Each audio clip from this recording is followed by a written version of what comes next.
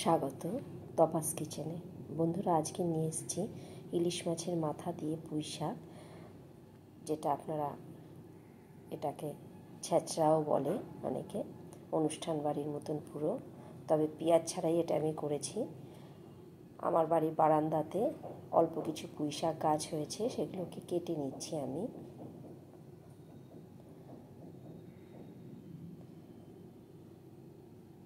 পুঁই শাকগুলোকে কেটে নিলাম আমি।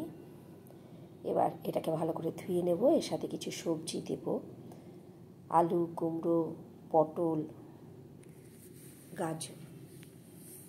তবে আলু আর কুমড়োটা তো দিতেই হয়, বাকি সবজি আপনাদের পছন্দের মতন অ্যাড করতে পারেন। সরষের তেলের মধ্যে ভেজে নিলাম মাছের মাথাটা ভালো করে, ইলিশ মাছের মাথাটা। এই তেলেতেই দিয়ে দিলাম 5 ফোড়ন, আদা, শুকনো লঙ্কা সোমবারে ভালো করে ভেজে নিয়ে আলু গাজরটা দিয়ে একটু নাড়াচাড়া করে নিয়ে বাকি সবজিগুলো দিয়ে দেব। এর সাথে দিয়ে দিচ্ছি শুকনো লঙ্কা গুঁড়ো, জিরে গুঁড়ো, হলুদ আর লবণ পরিমাণ মতন। ভালো করে নাড়াচাড়া করে নিচ্ছি আলু আর গাজরের সঙ্গে। এবার দিয়ে দেব কুমড়ো আর পটলটা। এটা দিয়ে ঢেকে ঢেকে আমি ভালো করে কষিয়ে নেব মশলার সঙ্গে সবজিগুলোকে।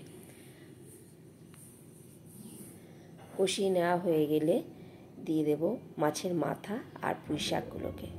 নাড়ার কোনো দরকার নেই, ঢেকে ঢেকে 5 মিনিট রান্না করে নিলেই পুঁই শাকও সিদ্ধ হয়ে যাবে, সবজিগুলোও সব সিদ্ধ হয়ে যাবে।